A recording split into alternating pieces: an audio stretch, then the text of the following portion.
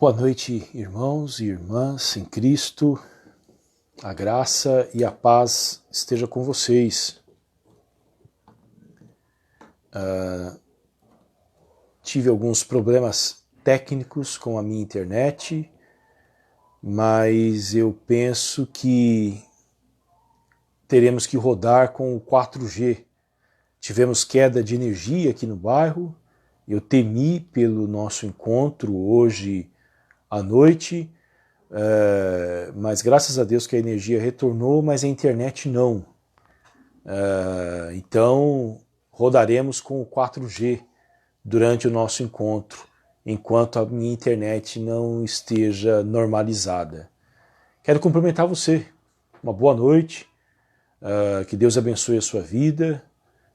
Cumprimentar desde já o Tiago. Obrigado, Tiago, pelo feedback. A Josi, a Fran, a Gabi, a Celita. Um abraço aí para o Nicolas. Cumprimentar também a Rebeca. Deus abençoe a vida de vocês. Boa noite ao Jefferson, nosso irmão lá de Passo Fundo. Jefferson Aguiar, um abraço, Jefferson. Deus te abençoe. Que Deus abençoe a cidade de Passo Fundo durante esses dias de provações em que todos nós estamos submetidos. Pastor Marcelo Centeno, que Deus te abençoe, meu irmão. A Marciele, um abraço, Marciele, para você, para o Kleber e para toda a sua família. Saudades de todos vocês. Quem mais está por aí?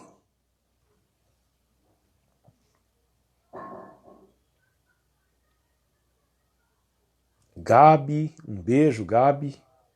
Wellington, Dona Nália, certamente o Renato também. Um abraço, Renato. Deus abençoe a sua vida. A Jéssica e o Renan, estou vendo daqui. Hoje nós continuaremos com o nosso estudo bíblico, Atos dos Apóstolos, capítulo de número 14, conclusão da primeira viagem missionária do apóstolo Paulo. Nós que estamos estudando versículo por versículo do livro de Atos, e hoje concluiremos, portanto, o capítulo 14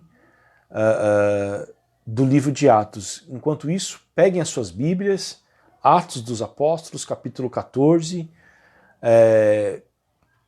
Um abraço aí para a família Minikoski, Juana, Vicente e também o pequeno Daniel.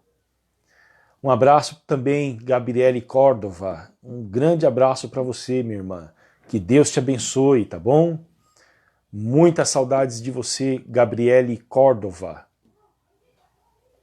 Um abraço para Leda. Lembramos de orar pelo Fernando, que está trabalhando aí, fazendo translado dos nossos irmãos argentinos, que estão tendo muitas dificuldades para sair do Brasil. Vieram para a temporada e não conseguem retornar, e o Fernando tem ajudado eles. Um abraço para o Alexandre, para a Pati e também o Davi, lá em Londrina. Querido Alexandre, Deus te abençoe, meu irmão.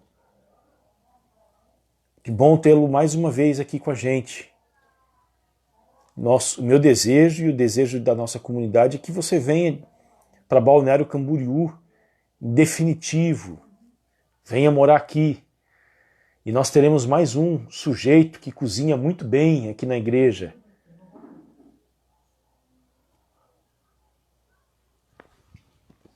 Vocês encontraram, já estão acomodados, Atos dos Apóstolos, capítulo 14.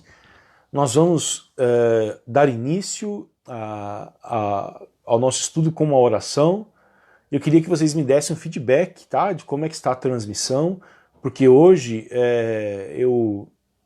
eu lembro que devido aos problemas técnicos aqui na minha residência, de queda de energia, faltou energia aqui no meu bairro, a internet não voltou, tá bom? Então eu estou no 4G, e vocês sabem a qualidade do nosso 4G, então eu temo pelo áudio e pela imagem, por isso eu peço a gentileza que vocês, sempre que possível, possam me dar um feedback.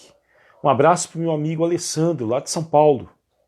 Deus te abençoe, Alessandro. Doulos, um beijo no seu coração, meu irmão. Cumprimento a minha cunhada, a Amanda, que também está na cidade de São Paulo, que está assistindo aqui com a gente. Que Deus te abençoe, Amanda. Queridos, lembrando que hoje, quinta-feira, é o dia que a gente tem a possibilidade de fazer perguntas, tá bom? Sobre dúvidas que surgem durante a nossa caminhada aí de estudo bíblico, tá bom? Participem, façam as perguntas de vocês. Amanda, um beijo no seu coração. Se cuide aí em São Paulo, tá bom? Todo cuidado é pouco. Aproveito para cumprimentar a Carol, o Sandro. Deus te abençoe, Carol. A Camila está por aqui também. Um beijo, Camila. Deus te abençoe.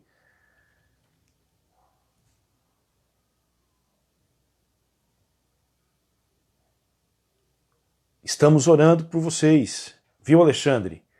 Se o Eterno permitir, sabemos que em breve vocês estarão aqui com a gente.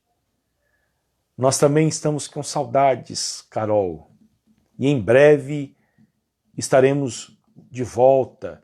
Vocês viram a mensagem que eu enviei para nossa igreja hoje, com a resolução do nosso conselho em Florianópolis, preferindo manter ainda a decisão de não ter cultos por alguns motivos. A liberação do governador ela não é total, ela tem algumas restrições. Segundo lugar, a IPI do Brasil, a nossa igreja nacional, prefere que se mantenha a igreja sem os cultos. Terceiro lugar, o nosso presbitério também decidiu isto. Por enquanto, manter o isolamento e obedecendo aí às nossas autoridades de saúde e também não querendo fazer nenhum tipo de distinção no templo de quem vai participar ou não. Portanto, até o segundo momento, os nossos cultos ainda estão suspensos no templo, tá bom? Continuaremos nos reunindo através da plataforma do Facebook, tá? Vamos lá, Atos dos Apóstolos 14, do 21 ao 28. Uma boa noite, Pedrinho. Que Deus abençoe a família Prado nesta noite. Atos 14, do 21 ao 28. Vamos orar? Senhor, nós te damos graças e queremos te bendizer por todo o teu cuidado, o teu amor para com as nossas vidas. Oramos, ó Deus, pedindo para que o Senhor nos abençoe, que o Senhor nos guarde, que o Senhor nos livre do mal e possa guiar as nossas vidas nesta noite em que estaremos meditando na tua palavra, Senhor. A tua palavra é viva e ela é eficaz. E nós confiamos de que ela, Senhor, ao lado do teu Espírito Santo, pode produzir grandes coisas dentro de nós e através de nós, Senhor. Oh, meu Deus, abençoa-nos nesta noite. Abra a porta da palavra, abra os nossos corações, alimenta-nos de esperança, Senhor. Oramos encarecidamente pelo nosso país, pela nossa nação, pelos problemas que estamos enfrentando em decorrência, ó Deus, desta pandemia, o desemprego, Senhor. Oh, meu Deus, a solidão, a angústia, a ansiedade, ó Deus, e também a doença em si, Senhor. Quantas famílias já enlutadas, quantas famílias desesperadas e ansiosas, aguardando por laudos médicos, aguardando, Senhor, por respostas dos médicos em relação aos seus entes queridos. Oramos pelos nossos hospitais, ó Deus, da nossa região. Oramos e pedimos a tua bênção sobre todos os profissionais da saúde que estão trabalhando no Marieta, no Hospital da Unimed, no Hospital Ruth Cardoso. Senhor, estenda as tuas mãos sobre eles, queira abençoá-los, ó Pai.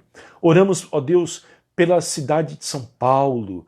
Pai, tenha misericórdia de toda aquela cidade. Era o Rio de Janeiro, Manaus, ó Deus. Oh, meu Pai, as cidades mais afetadas no Brasil, neste exato momento, por causa desta pandemia. Estenda as tuas mãos, tenha misericórdia, Senhor, do teu povo. Senhor, tenha misericórdia dos habitantes dessas cidades, ó Pai. Nós oramos pelas nossas autoridades, oramos, ó Deus, pela nossa economia, oramos por aqueles que estão desempregados, oramos pelos pastores, missionários espalhados pelo Brasil, Senhor, que estão, ó Deus, padecendo também. Oh, meu Pai, estenda as tuas mãos sobre os teus filhos. Fica conosco nesta noite, nos abençoe e que, ó Deus, a porta da palavra seja aberta nos nossos corações, nos corações dos nossos familiares, dos nossos vizinhos, e que tudo isto que está acontecendo conosco, Senhor, abra ensejo das pessoas em, ó Deus, ouvir a tua palavra, servir ao Senhor, se entregarem a ti, Senhor. É a minha oração, em nome de Jesus. Amém, Senhor. Queridos, Atos dos Apóstolos, capítulo de número 14, versículo de número 21, é a nossa leitura, nosso estudo bíblico de hoje. Cumprimento o Kel, que Deus te abençoe, Kel. O Kel é lá do Mato Grosso do Sul, mas está morando aqui em Santa Catarina. E o Kel é um grande músico, Wellington, dos bons. Um dia eu quero que você o conheça, tá bom? A dona Zenate Madeira, dona Zenate, Deus abençoe a senhora, um abraço para o pastor. Um abraço para todos vocês aí em Curitiba, tá? Manda um beijo. Isso. Vamos lá, queridos, Atos dos Apóstolos, capítulo de número 14. É o texto da nossa meditação, do nosso estudo bíblico hoje. Vamos ler 14 até o 28, tá bom? Encerrando a primeira viagem missionária do apóstolo Paulo, tá? E tendo anunciado o evangelho naquela cidade e feito muitos discípulos, Paulo e Barnabé voltaram para Listra, Icônio e Antioquia, fortalecendo o ânimo dos discípulos, exortando-os a permanecerem firmes na fé e mostrando que através de muitas tribulações nos importa entrar no reino de Deus. E promovendo-lhes em cada igreja a eleição de presbíteros. Olha aqui, de onde vem a nossa origem. Somos presbiterianos. De onde vem isto? A igreja ser dirigida por presbíteros. Aqui a origem. Depois de orar com jejuns, os encomendaram ao Senhor, em quem haviam crido. Atravessando a Pisídia, Paulo e Barnabé se dirigiram a Panfilha e, tendo anunciado a palavra em Perge, foram para Atália. E dali navegaram para Antioquia, onde tinham sido recomendados a graça de Deus para a obra que agora tinham terminado. Olha só, e dali navegaram para Antioquia. Antioquia é a igreja de origem do Paulo e do Barnabé. Nós vimos isso no capítulo 13. A igreja envia Paulo e Barnabé para a obra missionária. E aqui eles estão regressando. O texto está dizendo que eles tinham terminado a obra que eles foram recomendados a fazê-la. Plantar igreja no território ali da Ásia Menor. Quando chegaram a Antioquia, reuniram a igreja e relataram tudo o que Deus havia feito com eles e como tinha aberto aos gentios a porta da fé. E permaneceram muito tempo com os discípulos. Queridos, aqui nós estamos diante de um texto que vai a conclusão, eu repito, da primeira viagem missionária do apóstolo Paulo. E eles se empenharam em uma missão de plantar novas igrejas. Porque a igreja existe justamente para isto, para glorificar a Deus. Esta é a finalidade da igreja, anunciar o evangelho de Jesus Cristo em todo o mundo. E a igreja planta novas igrejas, é um organismo vivo que se reproduz. E através da plantação de novas igrejas, a igreja de Jesus Cristo cumpre a grande comissão que Jesus Cristo deu a ela. Vamos ver aonde está essa grande comissão? É algo que vocês devem gravar e memorizar isto. Mateus, capítulo de número 28 e o verso 18. Vamos lá em Mateus? Todos comigo? Mateus 28 e 18. Lembrando que nosso texto base é Atos dos Apóstolos, capítulo 14. O que diz Mateus 28 e 18? E Jesus, aproximando-se, falou-lhes, dizendo: toda a autoridade me foi dada no céu e na terra. Portanto, vão e façam discípulos de todas as nações, batizando-as em nome do Pai, do Filho e do Espírito Santo, ensinando-os a guardar todas as coisas que tenho ordenado a vocês, e eis que estarei com vocês todos os dias, até a consumação dos séculos. Portanto, a igreja tem essa missão de ir ao mundo, e enquanto ela vai ao mundo, ela faz discípulos de Jesus Cristo. E como que ela faz discípulos de Jesus Cristo? Ensinando todas as coisas que Jesus ensinou para nós. E ela também faz discípulos, incluindo-os na comunidade de fé através do batismo. Portanto, plantação de igrejas é o modo eficaz de cumprir a grande comissão que Jesus deu para nós. Tá bom? Então Paulo e Barnabé se empenham neste projeto de começar novas igrejas. Lembre-se, nós estamos envolvidos em plantar uma nova igreja aqui em Balneário Camboriú. Algo que vai demandar muito esforço, recurso financeiro, trabalho árduo e duro para cumprir a grande comissão de Jesus, tá bom? Na semana passada, nós vimos que Paulo, na verdade, foi dado como morto. Isso foi na semana retrasada. Ele foi apedrejado na cidade de Listra, dado como morto. Este é o preço da missão, o sofrimento imposto aos apóstolos, mas sobrenaturalmente ele foi levantado por Deus. E, saindo de Listra, ele foi para a cidade de Derbe. E o texto é bem sucinto. Lucas é bem sucinto, olha só. Versículo de número 21.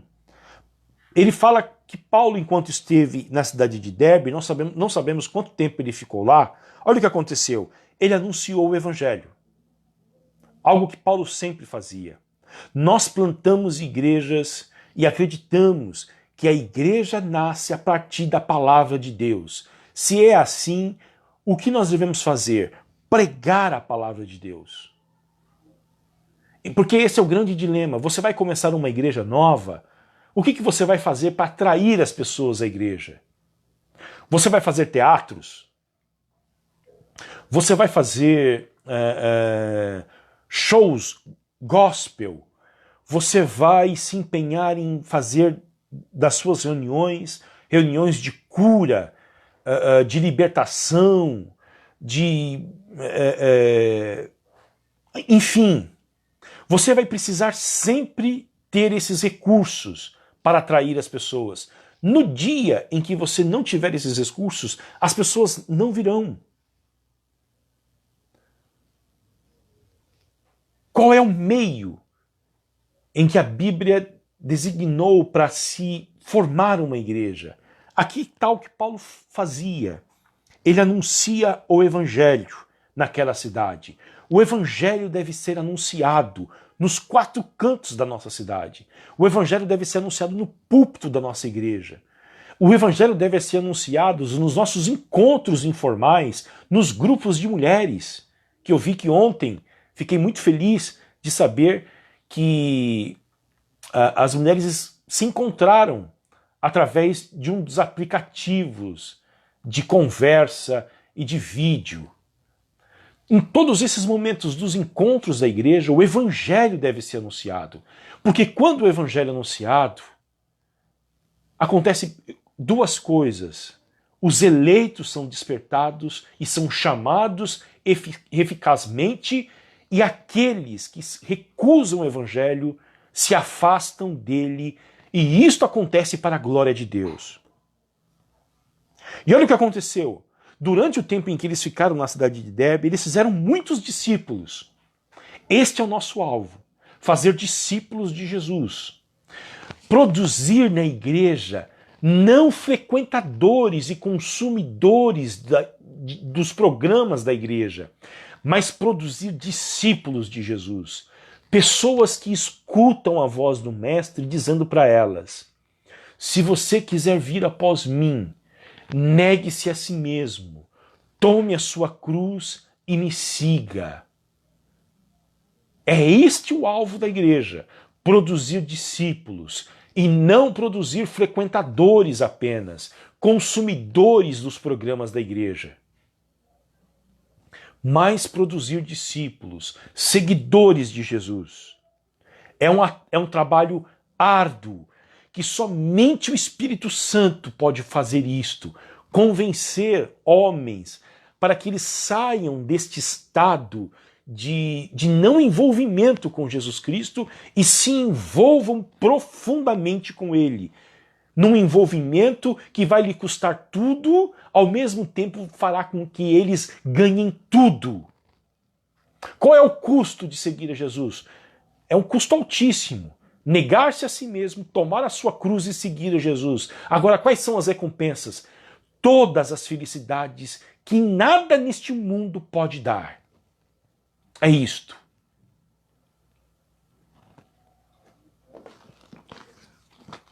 Durante o período em que Paulo ficou na cidade de Derbe, ele não fez outra coisa. Ele pregou o evangelho e fez muitos discípulos. Que o Senhor Jesus Cristo faça isto no nosso meio. Que a nossa igreja seja uma igreja conhecida pela pregação do evangelho e pela formação não de frequentadores da igreja apenas, consumidores dos programas da igreja, mas de pessoas envolvidas com o discipulado. Amém? Saindo de Derbe, Paulo e Barnabé fizeram o quê?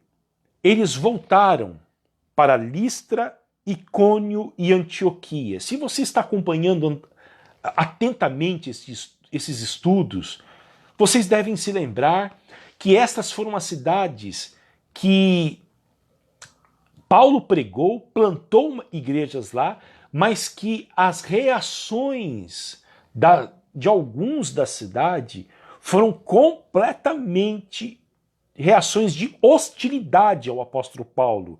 Deixa eu lembrá-los. Em Antioquia, ele foi convidado a deixar a cidade, ele foi expulso da cidade. Em Icônio, algumas das autoridades da cidade tramaram maltratá-lo e apedrejá-lo. Ele fica sabendo disto ele sai antes, vai embora. E em Listra ele foi apedrejado e dado como morto. Ele vai para a cidade de Derbe, cumpre ali o seu trabalho, e o que ele faz? Ele retorna a estas cidades para fazer o quê? Para fazer pelo menos 3 coisas com esses novos convertidos que necessitavam de um apoio pastoral. Aqui nós aprendemos, irmãos, que Jesus Cristo nos confere coragem, nos confere forças, nos confere ânimo para o cumprimento da nossa missão. O natural seria que Paulo nunca mais passasse por ali. Em Listra foi apedrejado, dado como morto. Em Icônio e Antioquia havia um complô para maltratá-lo e apedrejá-lo.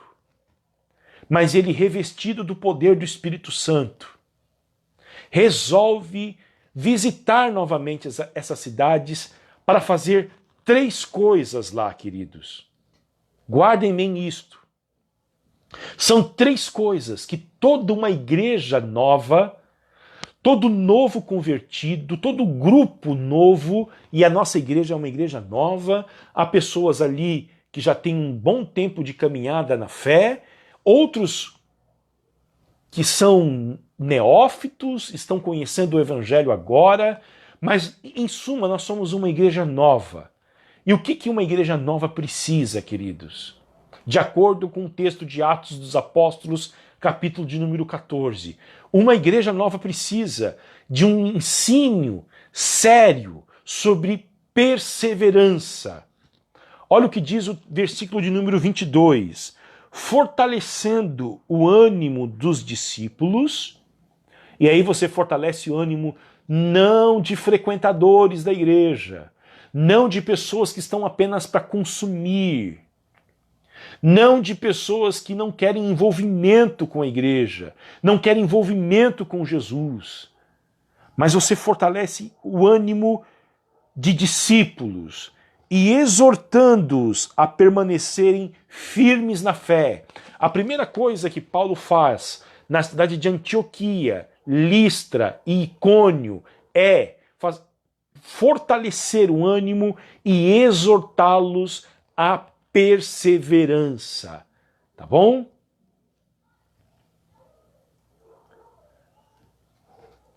Por que a perseverança é tão importante? A perseverança é importante porque ela é uma prova inequívoca da nossa eleição. Como que nós iremos descobrir de que fomos eleitos, separados por Deus desde antes da eternidade? Não é o fato de nós pecarmos ou deixarmos de pecar, tropeçarmos ou não. Uma das provas inequívocas da nossa eleição é justamente a perseverança. No livro do Apocalipse nós encontramos Jesus Cristo falando com as igrejas, as 7 igrejas lá da Ásia. Aquele que perseverar até o fim será salvo. O Pedro e o Tiago aí, o Pedrinho, o Tiago, vão gostar. Qual é um dos 5 pontos aí do calvinismo, Pedrinho? Você que gosta, que aliás estão estudando junto com o Tiago. Lembra, Pedro? Lembra, Tiago? Você está assistindo, Tiago? Você está por aí? Perseverança. O que é perseverança, queridos? Domingo eu falei sobre isto. Perseverança é o ato ativo de continuar, de não desistir, de acreditar que você está nesse caminho, você sofre tribulações, adversidades, mas Deus está com você e você caminha, você não desiste, você tropeça, você cai, a sua fé é fraca, mas você não desiste deste caminho. Tá aí o Pedro e também a Gabi, o grupo teológico aí, a Gabi e o Pedro, perseverança de todos os santos. Obrigado, Gabi. Obrigado, Pedro. Portanto, é isso que o apóstolo Paulo faz. Ensinar a igreja sobre a perseverança. Vamos lembrar do que nós estudamos domingo, Tiago, capítulo 1. Vamos ler? Tiago, capítulo 1.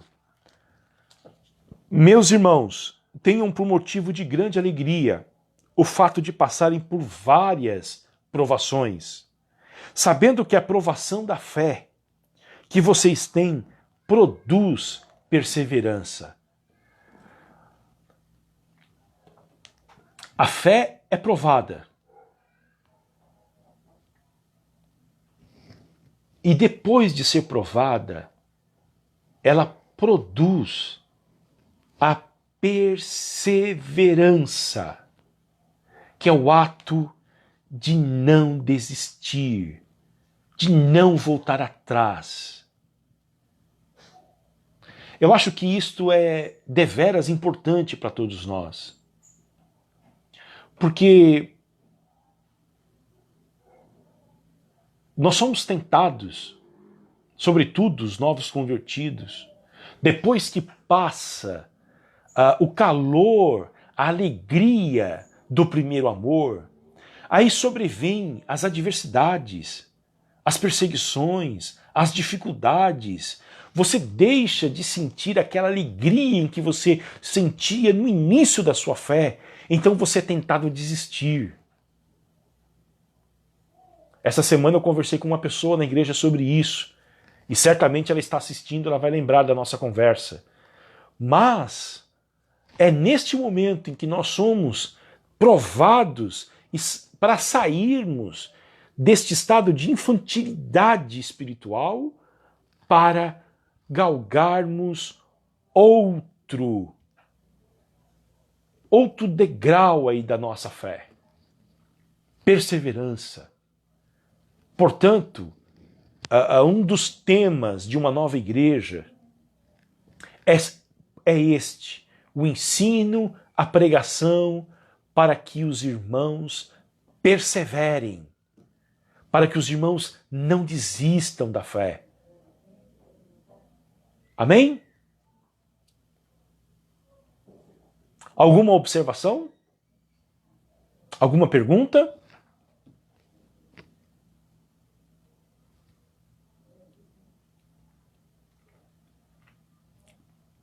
A segunda coisa que Paulo faz na cidade de Antioquia, Icônio e também Listra. A segunda coisa que ele faz é estabelecer lideranças para estas igrejas. Olha só, versículo de número 23. E promovendo-lhes em cada igreja a eleição de presbíteros.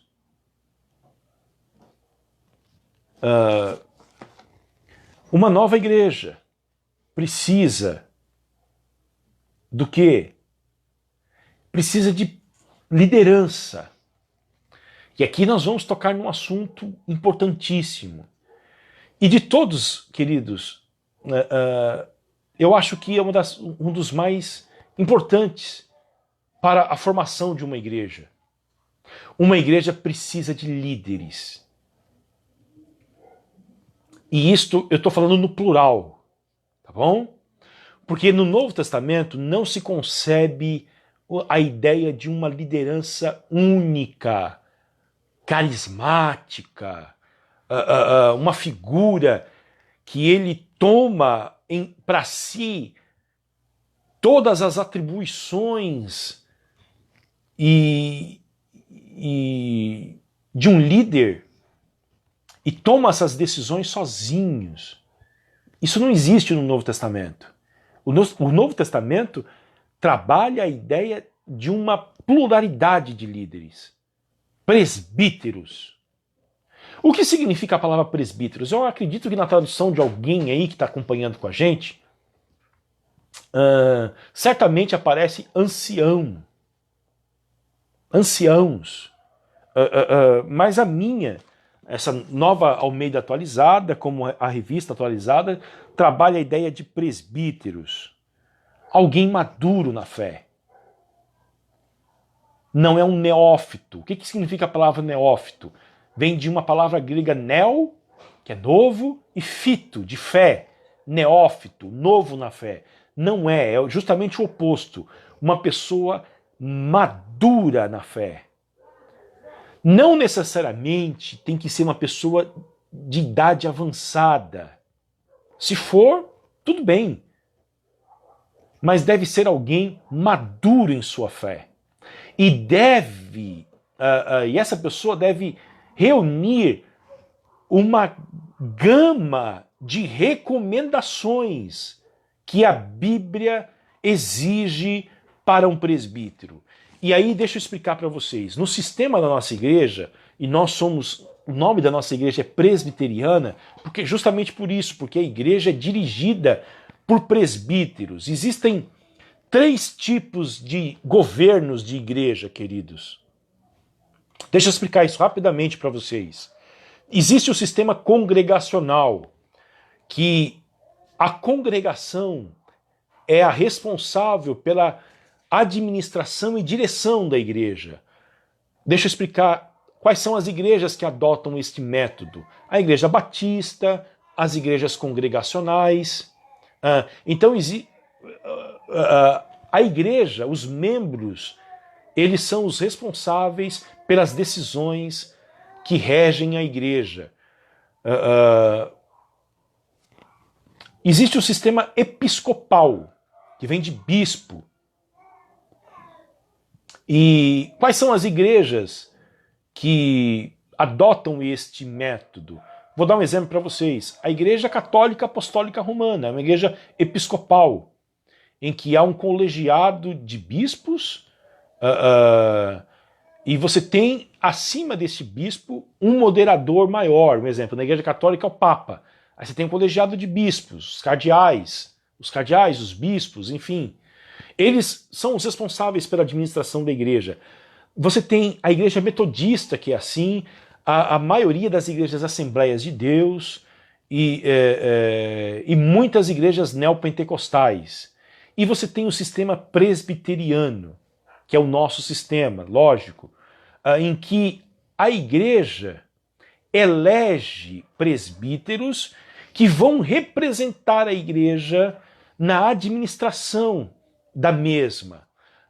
Os presbíteros são eleitos pelos membros da igreja e eles não apenas vão representar a igreja na tomada das decisões, mas eles serão os responsáveis pelo pastoreio da igreja juntamente com o pastor.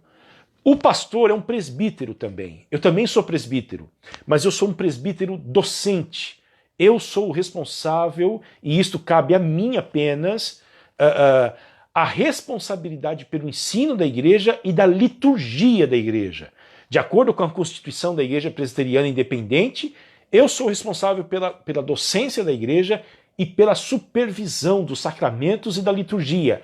E nós temos os presbíteros regentes. São estes que são eleitos pela Assembleia, composta pelos membros maiores da igreja, que, durante um mandato de 3 anos, irão dirigir a igreja junto com o pastor na tomada das decisões e no pastoreio. Eu gosto e eu tenho essa ideia de que os presbíteros não são responsáveis apenas em dar santa ceia no domingo à noite e tomar decisões com o pastor na reunião do conselho. Eu oro e sonho de que Deus levante presbíteros que sejam verdadeiros pastores na igreja. Porque é isto que a Bíblia ensina. Homens que são leigos, tá bom? Não são ordenados ao ministério pastoral, mas que são verdadeiros pastores. Rapidamente, abram as suas Bíblias em 1 Timóteo, capítulo de número 3, e nós vamos ver as qualificações para o ministério de um presbítero, que eu quero dizer um pastor também, tá bom? 1 Timóteo 3, se alguém puder fixar e escrever para mim aí nos comentários de forma fixa, e escrever na legenda as qualificações necessárias para ser um presbítero da igreja. Primeira carta do apóstolo Paulo ao Timóteo, capítulo de número 3. Vou dar um tempinho aí para vocês, tá? Eu tô morrendo de sede. Eu quero tomar uma água. Muito calor hoje, não foi? Quente. Eu resisti lá na igreja para não ligar o ar-condicionado. Tentei abrir as janelas. Vocês encontraram? 1 Timóteo, capítulo de número 3.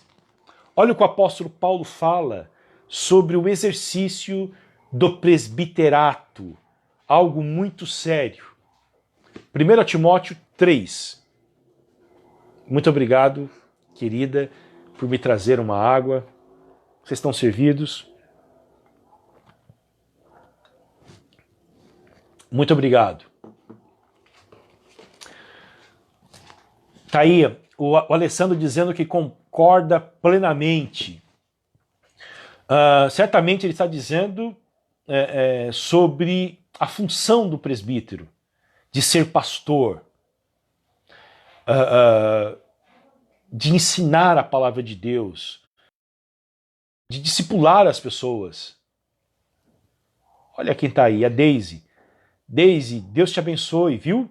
Um beijo no seu coração. Deus abençoe você, a sua família, o Mafra, tá? Recebe um beijo aí de toda a minha família para você, Daisy. Vamos lá, vamos ver o que o apóstolo Paulo fala. Fiel é a palavra. Se alguém deseja o episcopado, excelente obra almeja. Eu nunca vou esquecer destas palavras quando eu desejei ser pastor. Excelente obra almeja.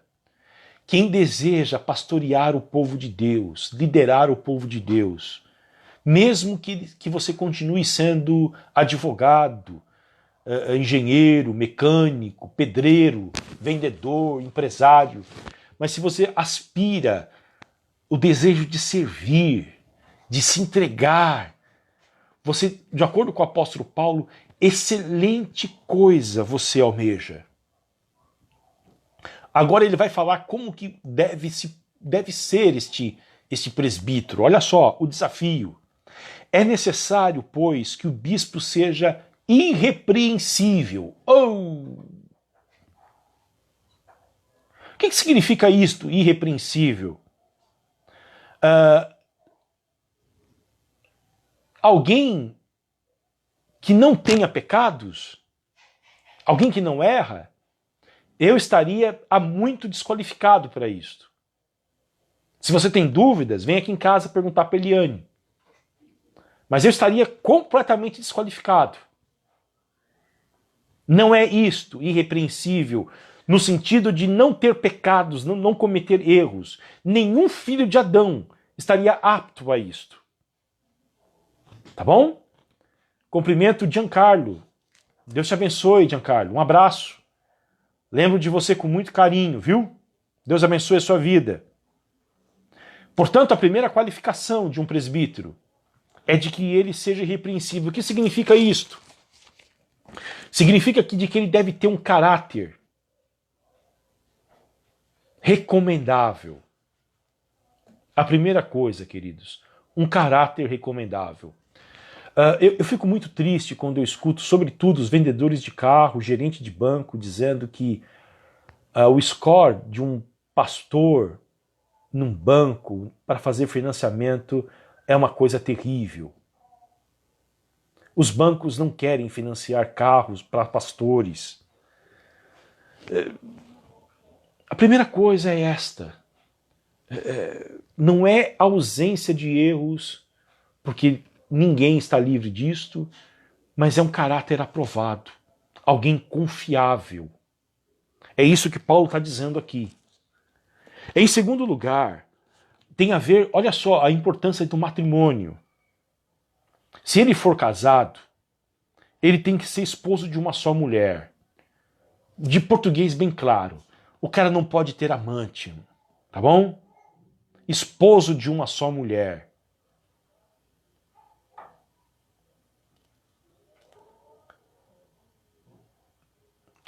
Terceiro, moderado. O que isso significa? Alguém que tenha domínio próprio, alguém moderado. Olha só, queridos, nesses dias de polarização política, os líderes da igreja precisam ser pessoas equilibradas. Não podem cair nessas armadilhas das polarizações, ir a extremos. Alguém moderado, alguém com domínio próprio. Tá bom? É isso que é a ideia de moderação. Sensato. Pessoa sensata. Terceiro, modesto. Não combina a ostentação com o ministério de um presbítero, de um líder na igreja, de um pastor, de um presbítero. Hospitaleiro. Ele precisa de receber pessoas na sua casa. Apto para ensinar. Olha só, no meio de qualificações morais está uma qualificação profissional. Uma pessoa apta para ensinar. Isto é, alguém que tenha capacidade de transmitir os rudimentos da fé para outros. Ele não é chamado, nem todo mundo precisa ser teólogo, queridos. Mas ele precisa saber transmitir a fé para as pessoas novas, ser capaz de discipular alguém, saber articular as doutrinas elementares da nossa fé. Apto para ensinar, porque a função de um pastor é justamente o ensino. A função de um presbítero é justamente ensinar, guiar, instruir outros. Quem mais? Versículo 3, 1 Timóteo 3:3. Não dado ao vinho. Olha só, tem a ver com a moderação dele. Nós sabemos qual é a visão do Novo Testamento em relação à bebida alcoólica, e a Bíblia sempre manda a moderação. E coloca a questão do vinho, da bebida alcoólica, depois, olha só, que interessante, depois da capacidade deste líder em ensinar.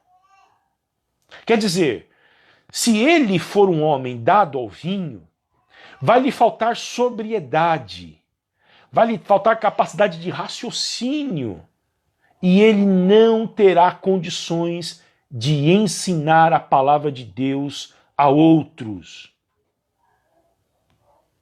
Não dado ao vinho. Eu sou apaixonado pelo pregador inglês Martin Lloyd-Jones, que era médico. E eu estava lendo uns textos dele esses dias, e ele classifica o álcool, de acordo com a medicina inglesa, não como estimulante, mas como um depressivo, um antidepressivo. Um dia eu quero conversar com vocês sobre isto. Nem violento, olha só. Além de não ser dado ao vinho, não pode ser um homem violento. Já imaginou um presbítero numa reunião de assembleia da igreja, alguém discorda dele, ele arregaça as mangas da sua camisa e sai no murro com o outro? Não pode. Porém cordial, alguém amável. É essa a ideia que o texto está dizendo para nós, tá bom? Inimigo de conflitos. Olha só a qualificação necessária para alguém para o presbiterato. Alguém que não seja dado a conflitos. Isso é um desafio para nós, que estamos vivendo esta guerra, queridos, nas redes sociais por causa da política. Alguém que foge dos conflitos. Alguém que é pacificador. E nunca se fez tão necessário na Igreja de Jesus Cristo de pessoas pacificadoras. Alguém que é bem-aventurado, como Jesus Cristo disse. Bem-aventurados pacificadores. Aí vem a relação com o dinheiro. Olha só, não avarento, mas uma pessoa generosa. Algumas igrejas exigem dos seus líderes de que eles sejam dizimistas, ofertantes, para que eles sirvam de exemplo para os membros da igreja. Alguém que não é generoso, ele não pode liderar, queridos, porque a essência é justamente essa, se doar pela causa. Nós não queremos liderar para ser servidos, mas para servir. Versículo de número 4. E que governe bem a sua própria casa, criando os filhos sob disciplina com todo respeito. Algumas igrejas, antes de separar alguém para o cargo de liderança, vai em casa ver como que é o comportamento dos filhos com o pai, do cônjuge, porque esta é uma cláusula, alguém governando bem a sua própria casa. Versículo 5, Paulo diz, se alguém não sabe governar a sua própria casa, como cuidará da igreja de Deus? Uma pergunta que o apóstolo Paulo faz para nós. Que o bispo, olha só, a palavra bispo e presbítero são correlatas na Bíblia. Bispo vem do mundo grego e presbítero do mundo judaico. Presbítero significa ancião e bispo, supervisor. Na verdade, bispo é alguém que significa aquele que olha por cima, que supervisiona a igreja. Quais são as qualificações finais que o Paulo diz que um presbítero deve ter? Que ele não seja recém-convertido, versículo número 6. Não pode ser imaturo. Por quê? Para não acontecer que fique cheio de orgulho e incorra na condenação do diabo. Os imaturos ficam orgulhosos quando eles são elogiados e ficam arrasados quando eles são criticados. E como nós pastores sofremos com isso, queridos? Não saber lidar com os aplausos e com as críticas. Quando somos aplaudidos, nos sentimos que somos melhores do que os outros. E quando alguém nos critica, e aí você pode ter certeza que ser pastor, ser presbítero, é ser alguém que vai ser criticado. Tá bom?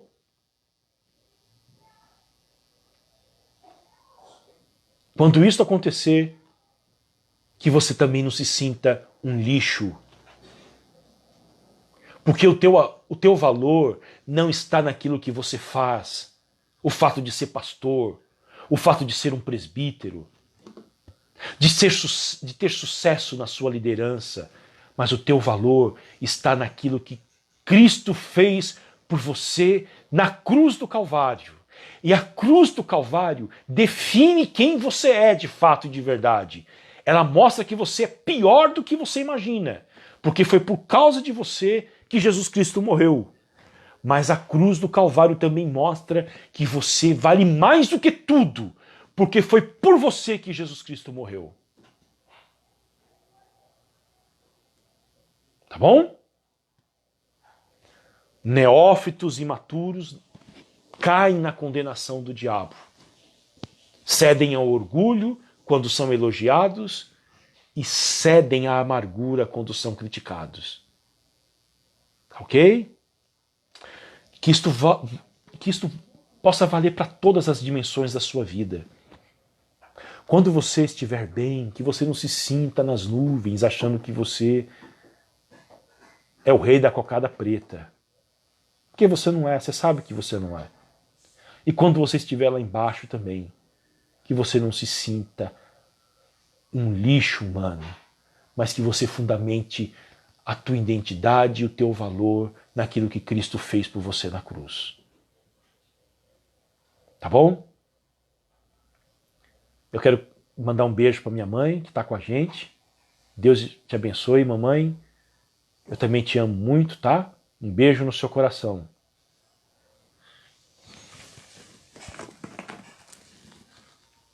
Sete.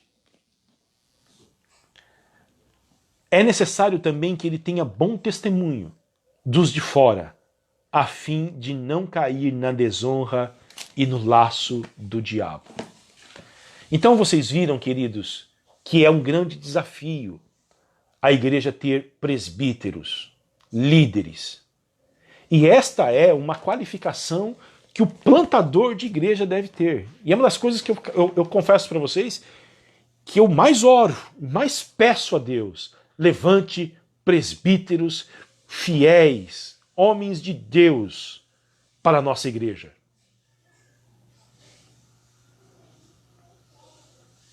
Tá bom? E eu aconselho, sim. Você, Celita, do versículo 8, olha só. 1 Timóteo 3 e 8 diz o seguinte: aos diáconos, olha só, as diaconisas, olha o padrão, que sejam respeitáveis, de uma só palavra, não inclinados a muito vinho. Vocês veem, queridos, a Bíblia não condena o uso, ela pede a moderação. Não ganancioso. Se você tem paixão por ganhar dinheiro, ser rico, eu acho que você nunca vai aspirar o episcopado, porque não é lugar para ganhar dinheiro. De uma só palavra, não inclinados a muito vinho, não gananciosos, conservando o mistério da fé com a consciência limpa, tá bom?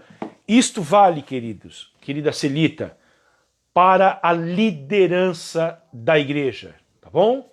Tanto de homens quanto de mulheres. É este o padrão. Por isso que nós precisamos muito da atuação do Espírito Santo para levantar homens e mulheres aptos para a liderança. Por quê, queridos? São os líderes, são os presbíteros, que são os referenciais da igreja. Quando eu cheguei aqui em Balneário, eu encontrei homens mais velhos do que eu, na época o Carlito, o Renato. Eu fiquei muito feliz e agradeço a Deus pela vida deles até hoje. E fico feliz quando homens maduros chegam na nossa comunidade. Marcos Prado, seu Hernani Garcia, o seu Luiz lá, o outro Luiz também, entre outros, homens já maduros, com filhos adultos, netos, porque isso passa credibilidade para a igreja. Cabelo branco, tá bom?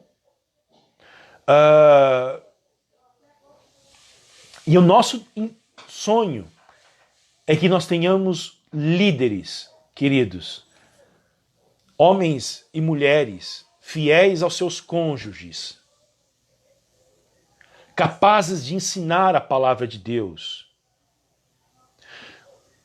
com bom testemunho diante dos de fora e maduros espiritualmente.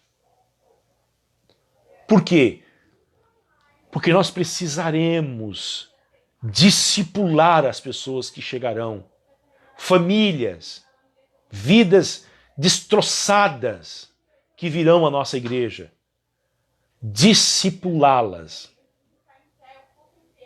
É necessário integridade no ensino, é necessário integridade de vida, é necessário integridade espiritual, tá bom?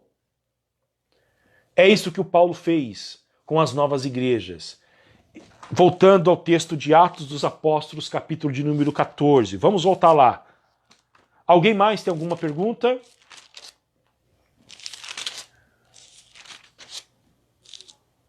Dona Yara, a mamãe do Wellington, lá em Campo Mourão, o senhor João Carlos Vinck, Deus abençoe o senhor também, tá bom?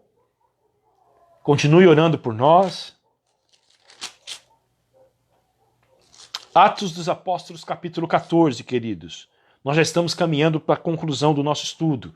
Alguém mais tem alguma pergunta sobre a função de presbítero, como que a igreja escolhe presbíteros? Olha só, o versículo de número 23. Promovendo-lhes em cada igreja a eleição de presbíteros. E é assim que funciona a nossa igreja. As pessoas que são aptas para o presbiterato, elas são indicadas e a igreja, isto é, os membros da igreja, votarão neles e quem ganhar, tiver mais votos, é lógico, são eleitos para um mandato inicial de 3 anos que pode, lógico, ser renovados, porque na igreja pode ter reeleição, tá bom? Depois de promover eleição, o Paulo e o Barnabé fizeram o quê? Oraram com jejuns. E aí, queridos, é onde eu quero falar para vocês da grande preocupação com isto. Não é de somenos. Paulo foi orar e jejuar depois de detectar os líderes, depois que eles foram eleitos. Por quê, queridos? Porque é algo primordial na igreja, a sua liderança. Vocês se lembram de quanto tempo Jesus passou orando antes de escolher os seus 12 discípulos? Quem de vocês se lembram? Quanto tempo Jesus gastou orando antes de escolher os discípulos? Os 12.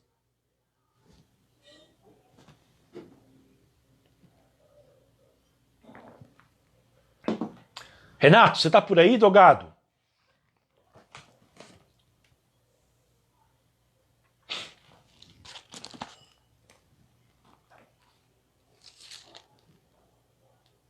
Quanto tempo Jesus gastou, de acordo com o Evangelho de Lucas, orando antes de escolher os seus 12 discípulos, que foram depois chamados de apóstolos? Alguém lembra? Depois de orar com jejuns, os encomendaram ao Senhor, em quem haviam crido. Separaram os presbíteros e depois encomendaram eles ao Senhor.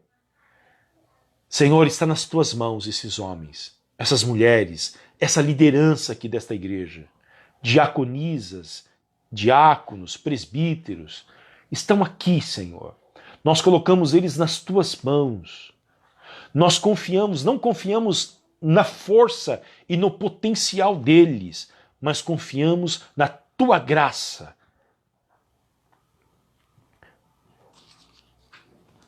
Versículo de número 24. Atravessando a Pisídia, Paulo e Barnabé se dirigiram a Panfilha. E tendo anunciado a palavra em Perge, foram para Atália. E dali navegaram para Antioquia. Essa Antioquia é a Antioquia da Síria, igreja de origem do apóstolo Paulo. Olha o que o texto diz. Onde tinham sido recomendados a graça de Deus para a obra que agora tinham terminado. A igreja de Antioquia, que foi a igreja que enviou, vocês lembram? No capítulo 13 de Atos, o texto diz o seguinte: na igreja que havia em Antioquia, havia pastores e mestres, a saber, tal, fulano, ciclano.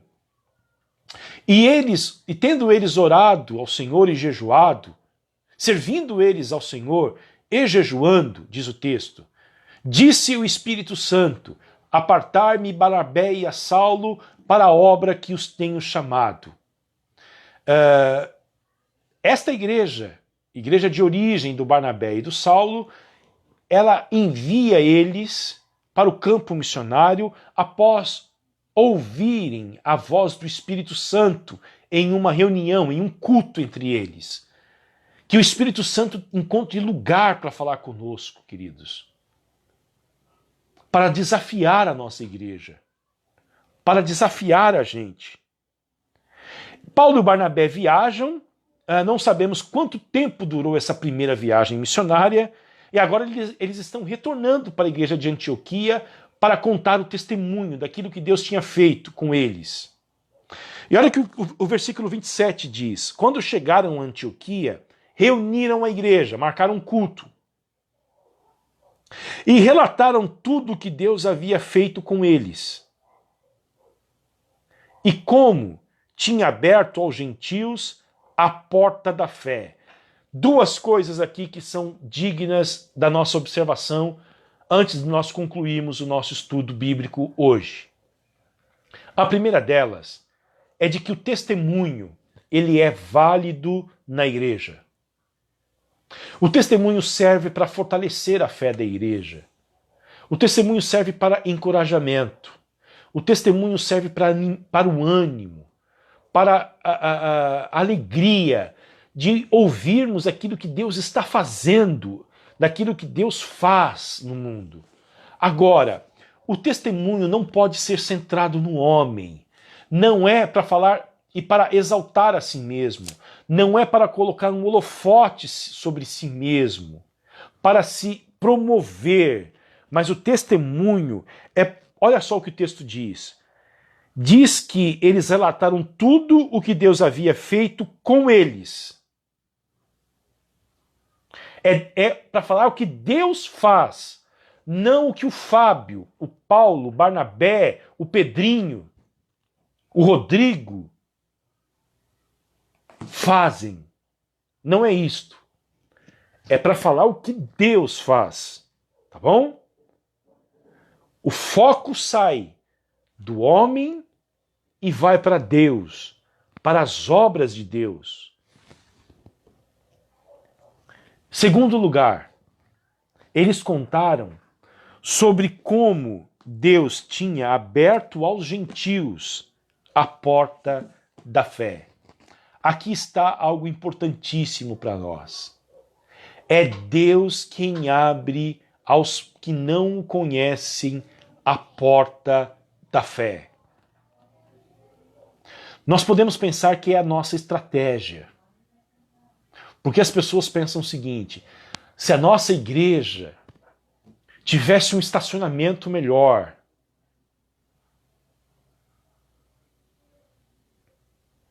se a nossa igreja tivesse um conjunto de luzes mais atraente,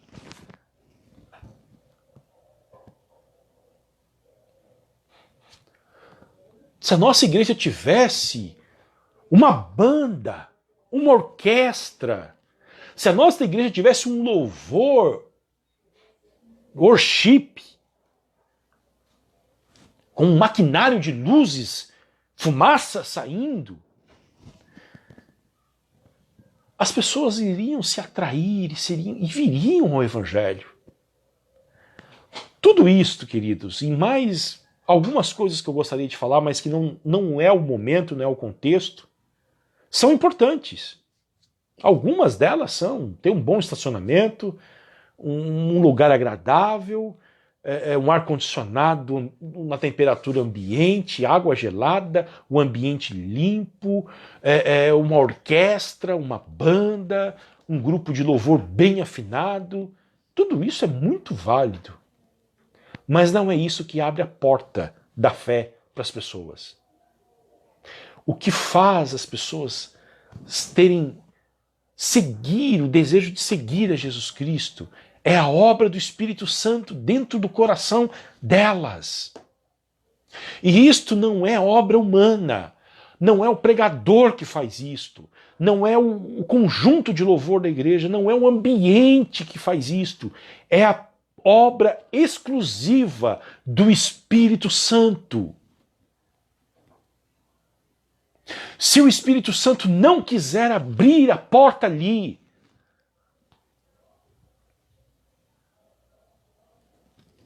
haverá muita pregação, pregações muito boas,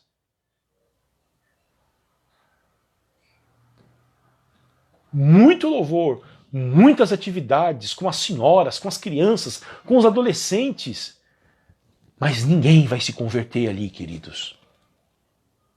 Porque é Deus quem abre a porta para os gentios.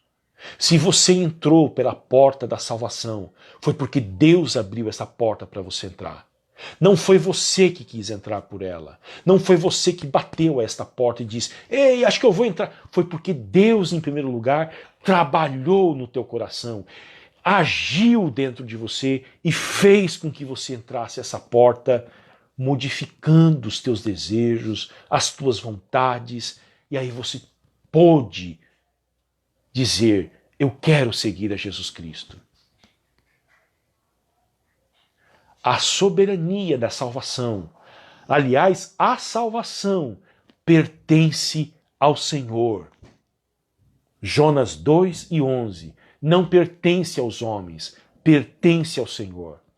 Sabendo disso, queridos, o que nós temos que fazer?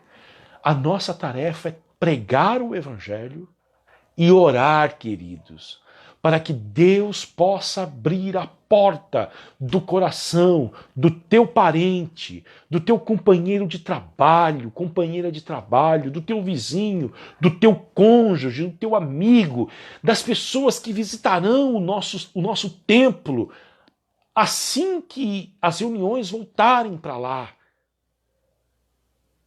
É Deus quem abre a porta para eles. Tá bom? Foi isto que o apóstolo Paulo fez na igreja de Antioquia. Contou o que Deus tinha feito e como ele abriu a porta para os gentios, para que eles pudessem ter a fé salvadora. Ok? Vou responder a pergunta da dona Yara. Ela diz o seguinte: Jesus orou uma noite toda no monte e no dia seguinte escolheu os 12. É isto? Sim, dona Yara. Lucas, capítulo de número 6, ou é o 5? Deixa eu ver aqui, que diz isto.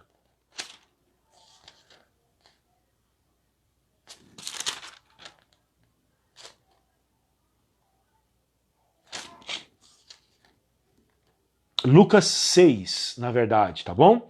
Lucas 6:12. Naqueles dias, Jesus se retirou para o monte a fim de orar. E passou a noite orando a Deus.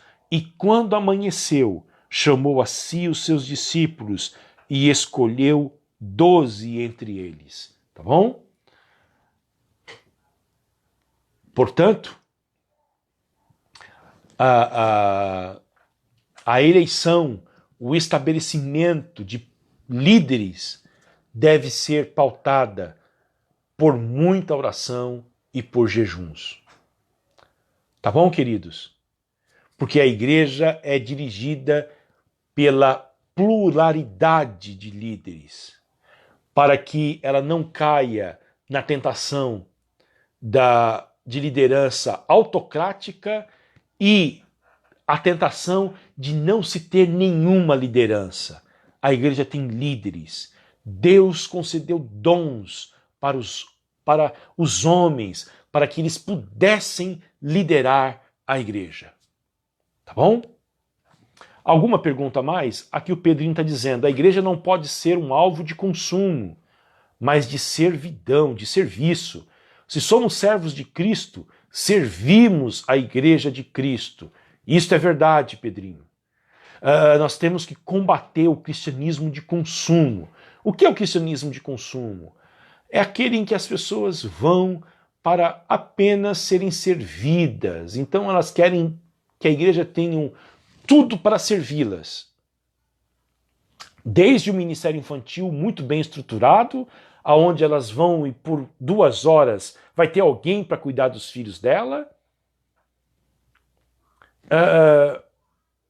O ambiente precisa estar perfeito, o ar-condicionado não pode quebrar, o louvor tem que ser impecável, do gosto dela, a pregação do jeito dela também. Então se torna algo para se consumir. E o desafio disso é que se na esquina abrir uma igreja que oferece algo maior, a pessoa vai embora.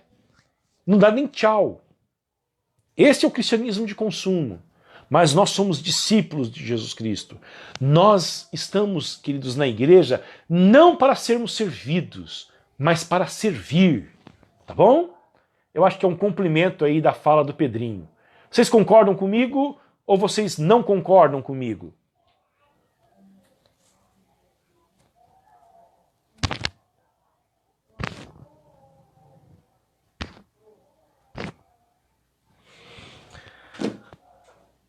Alguém tem alguma observação sobre isto para fazer?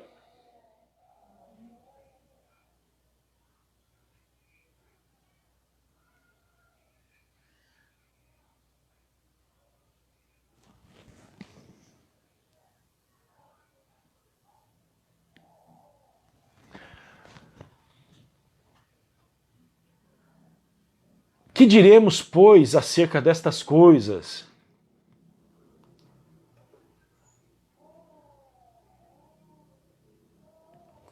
Queridos, amém, irmão Marcos? O senhor concorda? O que você me diz sobre isso, Silvana?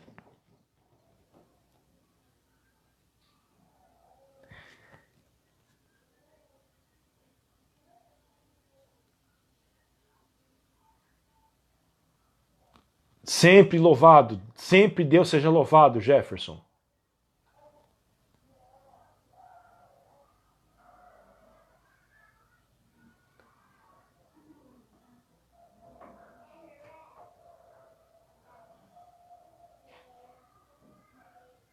Queridos, nós vamos caminhando já para o encerramento do nosso momento de estudo bíblico. Que Deus abençoe a vida de vocês, todos vocês, com a graça, com a paz, com a alegria. Aí está o Alexandre Mota, concordando de que a igreja é um espaço em que nós não vamos para ser servidos, mas vamos para servir. E a igreja existe para a missão, queridos. Nós glorificamos a Deus, nós servimos a Deus, somos nutridos, alimentados por Deus e vamos para a missão. Eu, desde que cheguei aqui em Balneário Camboriú, eu oro para que a nossa igreja, e eu tenho esse sonho, ela seja capaz de se estruturar, crescer, se autossustentar e também, queridos, olhar para as cidades vizinhas aqui, sobretudo as cidades do Vale do Itajaí, Brusque, Blumenau, Itajaí, a própria nossa cidade vizinha aqui de Itajaí, e que ela se empenhe em plantar novas igrejas nessas regiões. Como isto está no meu coração, queridos. Aí você pode olhar e dizer, pastor, mas a nossa igreja ainda não é nem autossustentável. Sim, ela não é ainda. Mas eu tenho certeza de que se Deus se agradar de nós, Ele pode nos conceder essa dádiva de nós crescermos e não crescermos pensando em nós mesmos, queridos, em ter uma igreja grandiosa, gigantesca aqui, com as nossas programações internas para satisfazer a nós mesmos, mas que a gente possa olhar Itajaí, Brusque, Blumenau e outras cidades aí do Vale do Itajaí e fincarmos a bandeira do Evangelho de Jesus Cristo nestas regiões. Tá bom?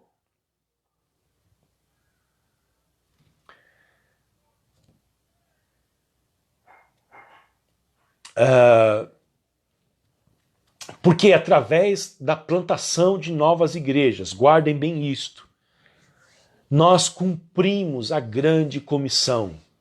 O que é a grande comissão? A ordem que Jesus nos deu de irmos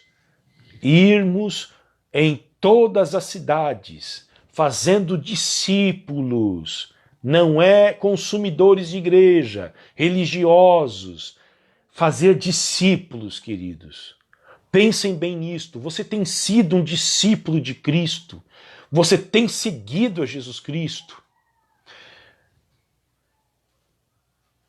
batizando-os em nome do Pai, do Filho e do Espírito Santo. Eu já expliquei para vocês que cada pessoa, quando ela é batizada em nome do Pai, do Filho e do Espírito Santo, ela é incluída na comunidade eterna da Trindade. Ela passa a fazer parte desta comunidade eterna, que é composta pelo Pai, o Filho e o Espírito Santo. E de todos os que foram igualmente batizados. Então não há possibilidade de cristianismo sem igreja, sem envolvimento comunitário. Tá bom? E ensinar as pessoas. O papel da igreja é esse: ensinar as pessoas tudo aquilo que Jesus ensinou pra gente. Tá bom? Esta é a nossa missão. Nós não somos um centro de eventos e de entretenimento. Nós temos algo a fazer discípulos, ensinar essas pessoas tudo o que Jesus ensinou pra gente. E por último, incluir essas pessoas na comunidade, através do batismo. Deixa eu ver o que os nossos irmãos estão comentando. O Jefferson, lá de Passo Fundo, está dizendo o seguinte: os alicerces estão sendo colocados, estão sendo inspirados pelo Espírito Santo. Perseverem, pois o tempo da colheita está perto. Que Deus abençoe vocês. Obrigado, Jefferson. Contamos com a oração de vocês aí, da nossa igreja de Passo Fundo, tá bom, meu irmão?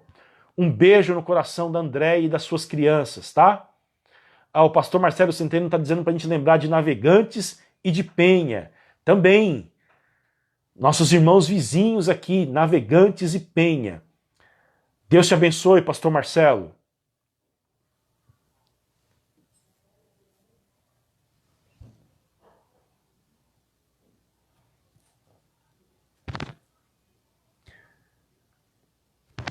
Alguma pergunta, irmãos? Alguma observação?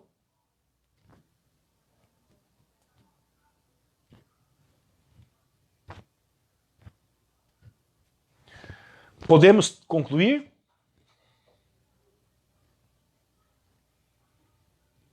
Domingo, portanto, ainda neste mesmo espaço, 7:30 da noite, tá bom?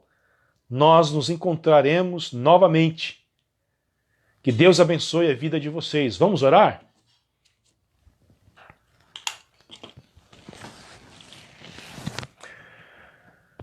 Pai querido, nós te damos graças mais uma vez. Pedimos que a tua palavra, Senhor, possa produzir frutos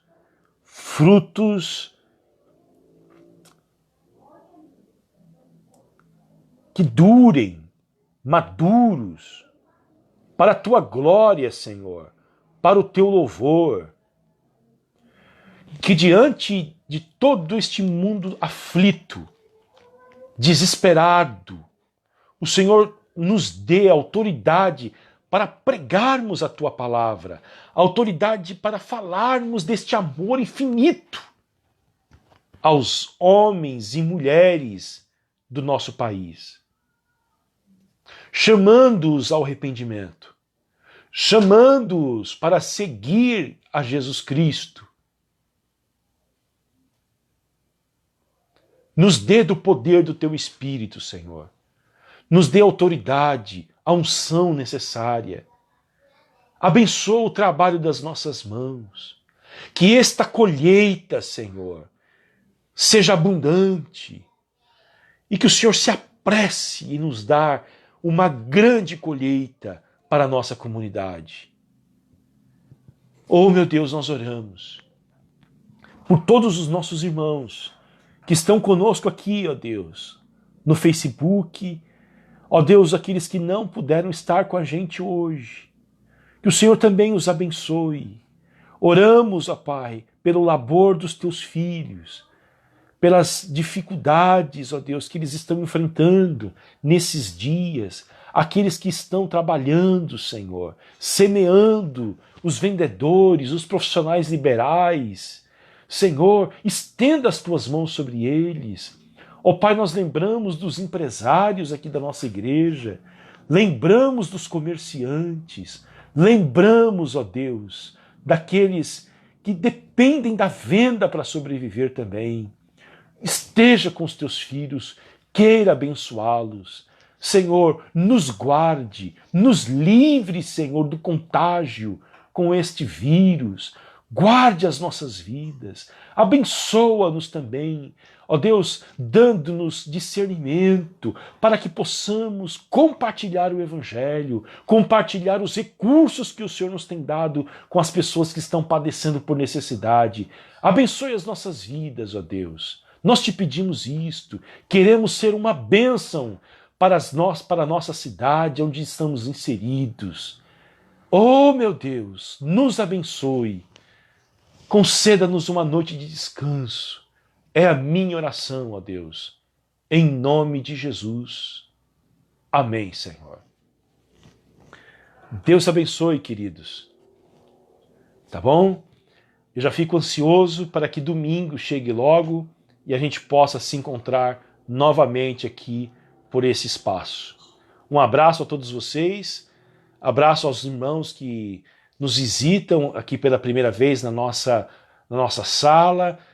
Eu estou vendo aqui o meu irmão Pablo Santander, lá do norte do Paraná. Que Deus te abençoe. Deus abençoe a senhora, Dona Yara. Um beijo no seu coração, tá bom?